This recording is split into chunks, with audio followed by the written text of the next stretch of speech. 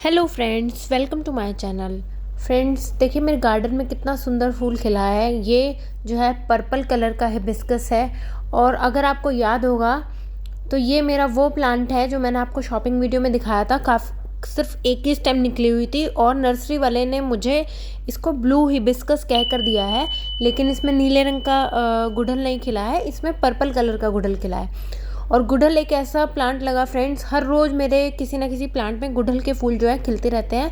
White वाले में आज कम खिले हुए हैं और ये जो रेड वाला देख रहे हैं फ्रेंड्स, ये मैंने कटिंग से लगाया हुआ है।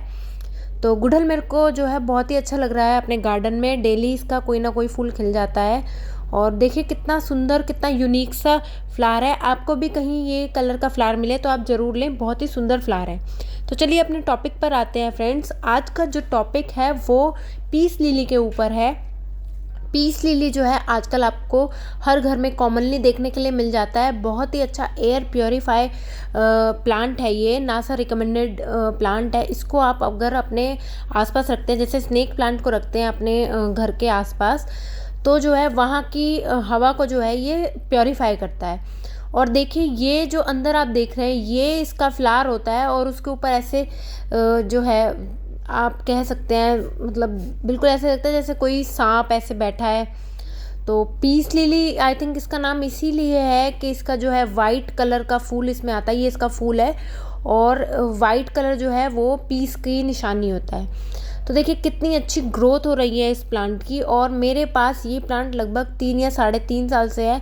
बहुत ही हार्डी प्लांट होता है और अगर ये एक बार आपके घर में सेट हो जाता है तो फिर ये जो है बहुत ही मुश्किल से मरता है प्लांट। मैं भी इतने टाइम से देख रही हूँ, कई बार इसकी केयर भी नहीं कर पाती हूँ, तो लेकिन फिर भी ये जो है अच्छे से खुश होकर चलता रहता है।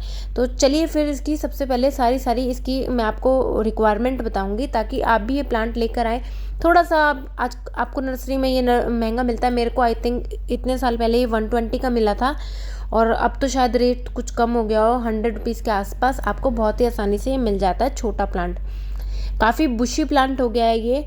तो सबसे पहले आपको मैं बताती हूँ इसकी मिट्टी आपने कैसी बनानी है। हर प्लांट की तरह इसकी भी मिट्टी वेल ड्रेन बनाए। इसकी मिट्टी में आप 40% जो है सॉइल लें और 20% आप कंपोस्ट और बाकी 20% आप रेत। इसमें रेत ज़रूर मिलाएं फ्रेंड्स। और मैं आपसे रिक्वेस्ट करती हूँ, कोशिश करें आप इसमें कोकोपीट ना मिलाएं, क्योंकि इस प्लांट को जो है मॉइस्चर पसंद वैसे रहता है, लेकिन ओवर वाटरिंग इस प्लांट को बिल्कुल भी पसंद नहीं है। किसी भी प्लांट को फ्रेंड्स ओवर वाटरिंग बिल्कुल भी पसंद नहीं है।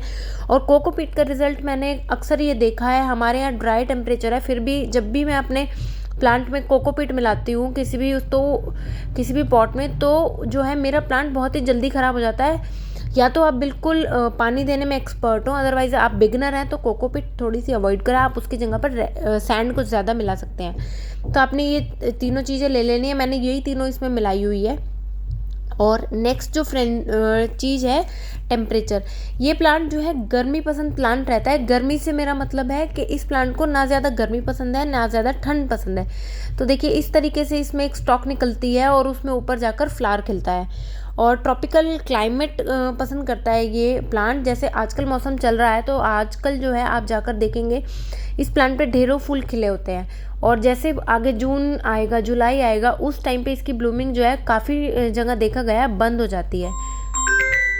बहुत ही यूनिक प्लांट है ये, बहुत ही सुंदर लगता है और एयर प्योरीफायर भी है जैसा मैंने पहले बताया। इसका फूल देखिए कितना सुंदर लगता है और मेरे लगभग हाथ से थोड़ा ही छोटा इसका फूल खिला हुआ है। अगर आप इसकी थोड़ी सी केयर कर लेते हैं तो इतने बड़े बड़े फ्लावर जो है आपके गार्डन में भी खिल सकते हैं।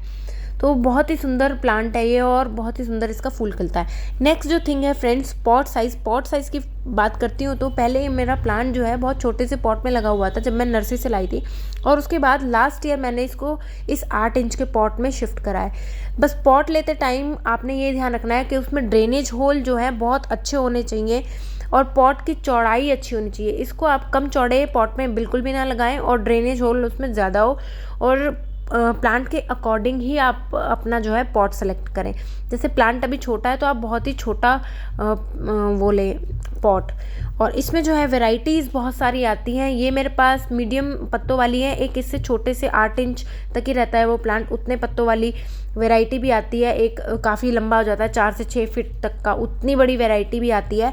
और वेरीगेटेड लीव्स वाली भी आती है। मेरे पास ये एक ही प्लांट है और कहीं पर मुझे वेरीगेटेड दिखेगा, वेरीगेटेड लीव्स होती हैं उसकी, वो भी बहुत सुंदर लगता है, तो मुझे दिखेगा मैं उसको ज़रूर लेकर आऊँगी। और नेक्स्ट थिंग फ्रेंड्स, प्रोपोगेशन की बात करती हूँ तो प्रोपोगेशन से ये प्लांट को आप कितना भी डिवाइड कर सकते हैं। जैसे और प्लांट होते हैं, जैसे सपोज एंथोरियम होता है या स्नेक प्लांट होता है, ये अपने साइड से बेबी प्लांट निकालता रहता है, उससे आप जो है इसके और नए प्लांट बना सकते हैं। तो बहुत ही ईजी है इसकी प्रोपोगेशन, और कोई तरीका नहीं है, बस आप साइड से इसके बेबी प्लांट निकलते रहते हैं, उनको आप अलग कर दीजिए। जब बरसात आती है या फिर फरवरी के टाइम पर, तो आप जो है आपके एक से बहुत सारे प्लांट बन जाएंगे। और वाटरिंग फ्रेंड्स, मैंने पहले भी बताया, बहुत ही ध्यान से करनी है। प्लांट हमारा जब भी कोई मरता है वो ओवर वाटरिंग से मरता है, कम पानी से नहीं मरता है। लेकिन आप इस प्लांट में जो है वाटरिंग का इसलिए ध्यान रखिए, क्योंकि अगर आप इसको बिल्कुल ही अंडर वाटर कर देंगे तो इसकी पत्तियां जो है नीचे की तरफ ड्रूप हो जाती है, बिल्कुल ऐसे पत्तियां आपने गिरा देता है। और जैसे ही आप पानी डालेंगे तो आपके सामने देखते ही देखते इसकी पत्तियां वापस से खड़ी हो जाती है। इसका मतलब है आप अपने प्लांट को जो है स्ट्रेस दे रहे हैं। तो ऐसा भी करने की ज़रूरत नहीं है। आप अपनी मिट्टी को चेक करते रहें, जब आपकी मिट्टी 1 इंच तक सूख जाए, उसमें फिंगर लगाकर देखते रहें, तब आप इसमें वाटरिंग कर दें। इसको बिल्कुल भी सुखाना नहीं है, नहीं तो आपके प्लांट की जड़ें जो है बहुत ही ज़्यादा स्ट्रेस में आ जाएगी और प्लांट जो है वीक हो जाएगा। उससे इसमें जो है पेस्ट वगैरह लगने का, रूट रॉट होने का खतरा बढ़ जाता है, क्योंकि जब स्ट्रेस में होगा प्लांट तो अनहेल्दी होगा, और अनहेल्दी होने से जो है उसमें जो है पेस्ट वगैरह ज़्यादा अटैक करते हैं। और सनलाइट की बात करती हूँ तो फ्रेंड्स, ये प्लांट को आप इस टाइम पे डायरेक्ट सनलाइट में बिल्कुल भी ना रखें। इस प्लांट को जो है आप ऐसी जगह रखें जहाँ पर सुबह की 1 घंटे की, सिर्फ और सिर्फ 1 घंटे की धूप पड़े। और बीच में से आप ये देख रहे हैं कि ये थोड़ा सा हार्ड है फ्रेंड्स बीच में से, और इसका बाहर से आप ये वाइट वाइट देख रहे हैं, बहुत ही सुंदर हल्का सा है। तो मैं सनलाइट की बता रही थी आपको। सनलाइट जो है इसको डायरेक्ट बिल्कुल धूप की, दोपहर की सनलाइट में बिल्कुल भी ना रखें। अगर आपके घर में ईस्ट फेसिंग विंडो है तो आप जो है इस प्लांट को वहाँ पर रख सकते हैं, जहाँ पर केवल सुबह की 1 घंटे की धूप लगे। एक चीज़ और फ्रेंड्स मैं आपको बताती हूँ, ये एक इंडोर प्लांट है। इंडोर प्लांट का मतलब ये नहीं है कि आप इसे अंदर घर में रख लें।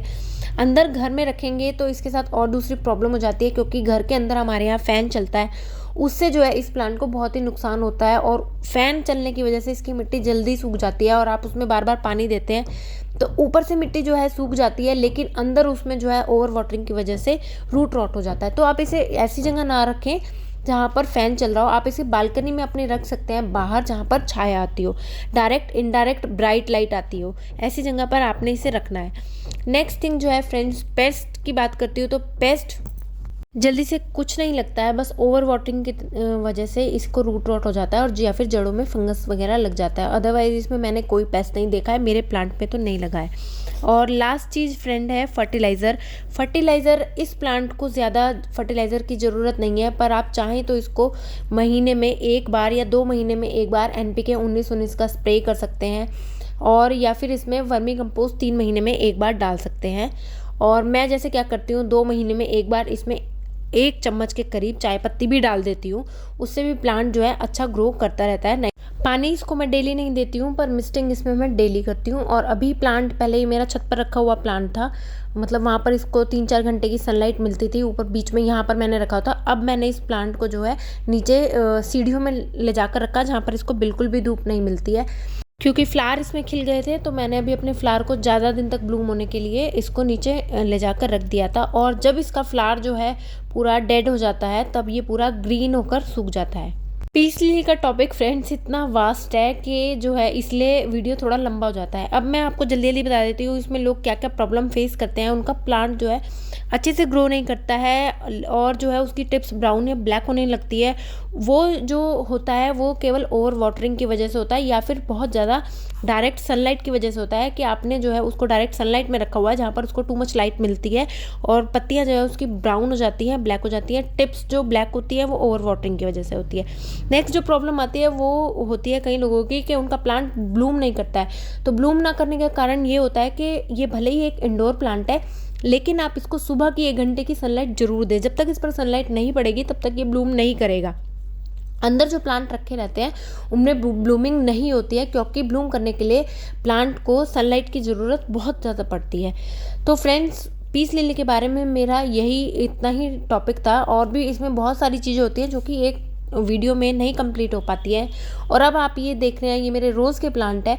इन पर फ्रेंड्स कलियां आ रही हैं, फ्लावर भी खिल रहे हैं, लेकिन आप प्लीज़ मुझे सजेस्ट करें कि क्या मैं इन कलियों को काट दूं। इसमें बहुत सारी नई नई ग्रोथ हो रही है, तो आप मुझे नीचे कमेंट बॉक्स में सजेस्ट कर सकते हैं कि मैं इन कलियों को जो है काटूँ या नहीं काटूँ, या फिर ब्लूम करने दूँ। ओके फ्रेंड्स, फिर मिलते हैं किसी और वीडियो में। तब तक के लिए थैंक यू।